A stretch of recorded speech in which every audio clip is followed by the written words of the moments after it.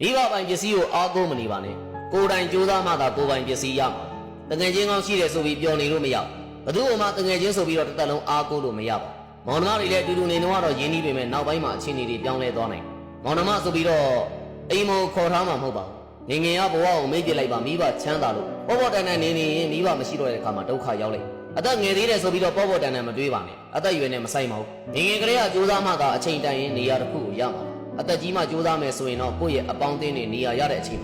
ကိုကအောက်ခြေကနေစပြီးတော့လုံနေရမှာလောကမှာဘယ်သူမှမိဘအရေးအောက်မှာကြာကြာမနေရပါဘူးငငယ်တော့ပူစားရင်ရခဲ့ပေမဲ့အချိန်တန်ရင်တော့ခွဲရတာတဘာဝ